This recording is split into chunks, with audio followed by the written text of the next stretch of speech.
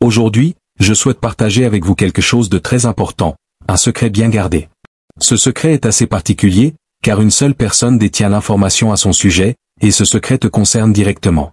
Il existe quelque chose de toi que personne d'autre ne connaît, sauf celui qui t'a créé. Il y a des informations à ton sujet qui ont été dissimulées, car si quelqu'un en connaissait la vérité, cette personne ne pourrait pas y croire. Avant d'aller plus loin, j'aimerais aborder un point essentiel. Comment être libéré pour découvrir ce secret? La clé de cette liberté, c'est la connaissance. Il faut bien retenir ce principe. La liberté passe par la connaissance, et la connaissance repose sur la vérité. La clé de la vérité, c'est le Créateur. C'est un principe fondamental, la vérité vient du Créateur. Le plus grand ennemi de l'humanité, ce n'est pas le péché, ni le diable. Le véritable ennemi, c'est l'ignorance. L'ignorance est à l'origine de toute destruction. Nous attribuons souvent la faute à des entités comme le diable, mais cela nous rend irresponsables. Nous mangeons mal, nous tombons malades, et nous accusons le diable. Or, l'ignorance reste l'ennemi principal. Comme il est écrit dans la Bible, « Mon peuple périt, il est détruit, faute de connaissance. Et parce qu'ils m'ont rejeté, je vais les rejeter et ils ne pourront plus me représenter. » Il dit aussi, « Je rejetterai leurs enfants. » Cela montre que si vous ne connaissez pas la vérité et enseignez à vos enfants ce que vous savez, ils ne connaîtront rien et seront aussi ignorants que vous. Il faut comprendre ceci, ce que je connais, c'est ce que j'ai appris. Peu importe le nombre de livres que vous achetez, vous ne connaissez que ce que vous avez réellement lu. Certains achètent des livres, mais ne les ouvrent jamais. Ils les montrent aux autres comme s'ils les avaient lus, dans le but d'impressionner. Ils accumulent des cassettes vidéo, des CDS, des audios qu'ils n'écoutent jamais. Acheter de l'information ne mène jamais à la révélation. Dieu dit clairement, « Parce que vous avez rejeté la connaissance, je vous rejette aussi. » Il est impossible de rejeter quelque chose qui n'a jamais été accessible. Votre ignorance est donc une décision. Plus de 90% de la connaissance dont vous avez besoin se trouve dans un livre que vous possédez déjà, mais que vous n'avez jamais ouvert. Chaque fois que vous passez devant une bibliothèque, la connaissance vous appelle. Dieu nous avertit que nous périssons à cause de notre manque de connaissance. Ne rejetez pas la faute sur le diable, la belle-mère, les enseignants, ou le système éducatif. Vous n'avez pas besoin d'un professeur pour lire un livre. Je me souviens du jour où je suis arrivé à l'université. C'était la première fois que je me rendais sur le campus, et j'étais plein d'espoir. Je me disais, aujourd'hui, je vais tellement apprendre. L'enseignant est arrivé, un homme imposant, et je l'attendais avec impatience. Après 5 minutes, il nous a dit, « Bonjour, je suis content que vous soyez ici. Pour ce semestre, nous allons étudier 5 livres. Aujourd'hui, lisez les 5 premiers chapitres, et nous nous retrouvons demain. » Puis, il est parti. J'étais choqué. J'avais payé $2000 pour les frais de scolarité, pour le logement, j'avais acheté des livres, et il me disait de lire un livre tout seul, puis il s'en allait. J'étais furieux. J'ai payé une somme énorme pour ça, mais en réalité, c'était à moi de lire et d'apprendre par moi-même. Je suis allé à la bibliothèque et j'ai réalisé que j'allais dépenser plus de $57 000 simplement pour qu'on me dise de lire un livre par moi-même. Je pense que c'est une réalité pour tout le monde, la connaissance est la clé de la liberté, mais il est essentiel de vérifier soigneusement cette clé avant de l'utiliser. Je croyais auparavant que la connaissance était le pouvoir, mais ce n'est pas toujours le cas. On peut apprendre des choses erronées. Jésus a dit que la véritable liberté ne vient pas de la connaissance, mais de la connaissance de la vérité. Apprendre des choses fausses peut être très dangereux. Il y a des gens qui maîtrisent l'erreur, et cela ne signifie pas que la connaissance vous rend intelligent. Ce que vous apprenez pourrait être faux. Une des choses les plus dangereuses pour quelqu'un est de croire en quelque chose de faux en pensant que c'est vrai. La personne la plus dangereuse que j'ai rencontrée était quelqu'un convaincu de la véracité de ses croyances erronées. Cela a conduit à certaines des plus grandes tragédies de l'histoire humaine, comme l'exemple d'Hitler, qui croyait que sa race était la seule légitime, justifiant ainsi des massacres et la destruction des autres races, notamment des Juifs, causant la mort de millions de personnes. De même, les croisés, des chrétiens dans l'erreur, ont tué des milliers de personnes au nom de leur foi, forçant d'autres à suivre Jésus-Christ par la force. Par le passé, beaucoup pensaient que parler en langue était mauvais, et aujourd'hui certains le font. Vous étiez dans l'erreur et même souteniez cela par des versets bibliques. C'est fascinant de voir ce que l'erreur peut provoquer dans la vie de quelqu'un. Défendre l'erreur est tellement grave, et l'erreur peut avoir des conséquences dramatiques. Jésus-Christ a dit que ce n'est pas simplement la connaissance qui libère, mais la connaissance de la vérité. Et la clé de cette vérité est le Créateur. Le Créateur est le seul à connaître la vérité sur ce qu'il a créé. Nous, en tant que créatures, ne faisons que supposer, et chacun a ses opinions, mais seul le Créateur détient la vérité absolue sur son œuvre. C'est pourquoi il ne faut pas prendre des informations sur vous-même auprès d'autres créatures, même pas de votre pasteur. Personnellement, je ne fais pas confiance aux êtres humains pour me dire qui je suis. Cela ne dépend pas de l'expérience d'autres personnes. Par exemple, le fait que certains clients aient mal utilisé un produit ne signifie pas que le produit ne fonctionne pas. Beaucoup d'entre nous avons laissé les autres nous décourager d'utiliser un bon produit simplement parce qu'ils ne l'ont pas bien utilisé. Si ton mariage ne fonctionne pas, cela ne signifie pas que le mariage en soi ne marche pas. Cela signifie juste que tu n'as pas su comment l'utiliser, tu n'as pas suivi les recommandations du Créateur à ce sujet. Ce n'est pas parce que quelque chose ne fonctionne pas pour toi que cela ne fonctionne pas pour tout le monde. Tu ne sais tout simplement pas comment l'utiliser. La vérité sur un produit réside dans l'esprit de son créateur. Dans la vie, il est crucial de comprendre que la vérité ne se trouve pas simplement dans la multitude d'opinions ou de théories circulant autour de nous.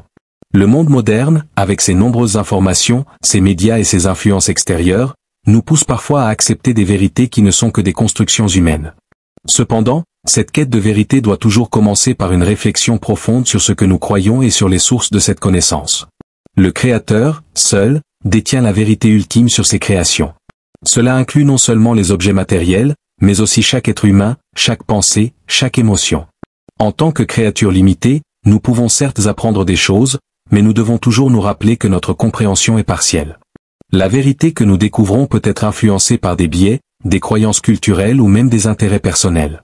C'est pour cette raison qu'il est essentiel de se tourner vers celui qui connaît parfaitement le but de chaque élément de l'univers, car seul lui détient la vision totale. En effet, chaque personne a ses propres interprétations de la réalité, façonnées par son éducation, sa culture, ses expériences et ses croyances personnelles. Mais ces perspectives individuelles, bien que riches et valables dans un certain contexte, ne sont pas nécessairement les plus fiables. Prenons l'exemple de la science, qui cherche à expliquer le monde à travers des observations, des expérimentations et des théories. La science a fait d'énormes progrès dans la compréhension du fonctionnement de l'univers, mais elle est aussi sujette à révision constante. Ce qui était une vérité il y a quelques décennies peut être remis en question aujourd'hui à la lumière de nouvelles découvertes. Cela montre à quel point notre connaissance est limitée et provisoire. La vraie sagesse ne consiste pas simplement à accumuler des informations ou à multiplier des connaissances, mais à être capable de distinguer ce qui est réellement vrai de ce qui ne l'est pas. La sagesse, comme l'a dit le philosophe grec Socrate, réside dans la reconnaissance de notre ignorance. En d'autres termes, il est plus sage de reconnaître que nous ne savons pas tout que de prétendre détenir toute la vérité. Cette humilité intellectuelle est essentielle si nous voulons réellement comprendre notre place dans l'univers et notre relation avec le Créateur. À travers l'histoire, il y a eu des exemples tragiques de personnes qui ont cru détenir la vérité absolue, mais qui se sont engagées sur des chemins dangereux en raison de leur ignorance ou de leur fausse compréhension. Comme nous l'avons mentionné plus tôt, des figures comme Hitler, ou même des mouvements comme les Croisés, ont agi en pensant détenir la vérité, mais leur conviction erronée a conduit à des atrocités. La tragédie, dans ces cas-là, ne vient pas d'une absence de connaissance, mais d'une mauvaise interprétation de la vérité. La certitude aveugle dans des croyances fausses peut détruire des vies, des cultures et des sociétés entières. Il est donc impératif de remettre en question tout ce que l'on croit savoir, de toujours rechercher la vérité avec un esprit ouvert et une volonté sincère de se corriger lorsque l'on se trompe. Cette quête de vérité n'est pas seulement une recherche intellectuelle ou académique, mais aussi une recherche spirituelle et morale. Car la vérité ultime n'est pas seulement une question de fait, mais aussi une question de valeur, de ce qui est juste et de ce qui est bon. Le rôle du Créateur dans cette quête est central. Non seulement il détient la vérité sur la nature de l'univers, mais il connaît aussi la vérité sur le cœur humain. Nos motivations, nos désirs et nos actions sont parfois obscurs, même pour nous-mêmes. L'homme est souvent pris dans des conflits intérieurs, tiraillé entre ses désirs et sa conscience. Les erreurs que nous commettons ne sont pas seulement dues à notre ignorance des faits, mais aussi à notre incapacité à comprendre notre propre nature, à discerner ce qui est vraiment bon pour nous. Et cela, seul le Créateur peut nous le révéler. Dans les moments de confusion ou de doute, il est essentiel de se rappeler que nous ne sommes pas seuls dans cette quête. Nous avons un guide, une source de sagesse infinie qui nous montre la voie. Ce guide, c'est la vérité qui nous est révélée, que ce soit à travers la révélation divine, les enseignements des grands sages, ou la réflexion personnelle profonde. Parfois, dans notre recherche de vérité, nous sommes tentés de suivre des voies qui nous promettent des réponses rapides, des solutions simples à des problèmes complexes. Mais la vérité ne se révèle pas ainsi. Elle demande patience, réflexion et ouverture d'esprit. Elle nous pousse à affronter nos propres préjugés et à dépasser nos certitudes. Une autre dimension de la vérité, qui est souvent négligée, est sa dimension éthique.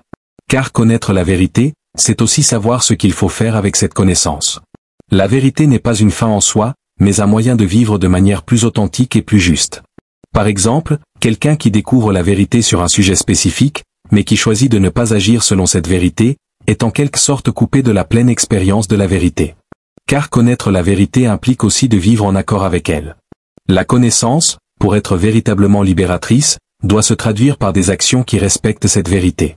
La liberté véritable, alors, ne consiste pas simplement à accumuler des informations, mais à vivre selon la vérité qui nous a été révélée.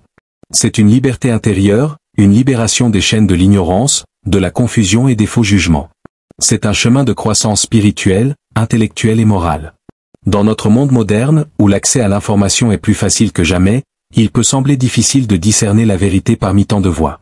Les réseaux sociaux, les médias, les blogs, et même les experts, tous ont leur propre vision de la vérité. Il est donc crucial de développer un esprit critique, capable de distinguer le vrai du faux, de ne pas se laisser manipuler par des informations biaisées ou inexactes. La clé réside dans une recherche honnête, dans une écoute attentive, dans un respect de la complexité des choses, tout en restant humble face à notre propre compréhension limitée.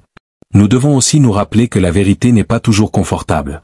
Parfois, ce que nous découvrons peut nous déranger, nous obliger à changer de perspective ou à remettre en question des croyances que nous avons tenues toute notre vie. Mais c'est précisément ce processus de remise en question qui nous permet de grandir et de nous rapprocher d'une compréhension plus profonde de la réalité. Le chemin vers la vérité est long et semé d'embûches, mais il en vaut la peine. Car, en fin de compte, c'est en découvrant la vérité sur nous-mêmes, sur les autres, et sur le monde qui nous entoure, que nous trouvons la véritable liberté. La liberté de vivre en harmonie avec la réalité, d'agir selon ce qui est juste et bon, et de poursuivre un chemin de croissance personnelle et spirituelle. Ainsi, en nous tournant vers le Créateur pour rechercher la vérité, nous ouvrons la porte à une vie plus riche, plus pleine de sens et plus authentique. La connaissance de la vérité est un voyage, pas une destination. Un voyage qui, s'il est mené avec sincérité et humilité, nous conduira inévitablement à la liberté et à la paix intérieure.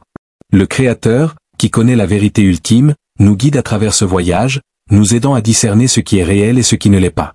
C'est grâce à cette guidance divine que nous pouvons véritablement comprendre la nature de notre existence et accomplir notre véritable potentiel. Mais pour cela, nous devons d'abord nous libérer des illusions et des fausses croyances qui obscurcissent notre vision. Seule la vérité peut nous libérer des chaînes de l'erreur et nous conduire vers une vie pleine de sens et de dignité. La vérité, dans son essence, n'est pas toujours celle que nous attendons ou que nous espérons. Parfois, elle est inconfortable, dérangeante, et même bouleversante. Mais c'est précisément cette vérité qui, lorsqu'elle est embrassée avec courage, peut transformer profondément notre vie. La quête de la vérité exige de nous une transparence totale envers nous-mêmes, une capacité à affronter nos peurs et nos doutes, et une volonté de remettre en question ce que nous tenons pour acquis. En nous ouvrant à la vérité, nous devenons capables de nous libérer de nos limitations et de nos illusions. Cette quête de vérité va au-delà de l'intellect.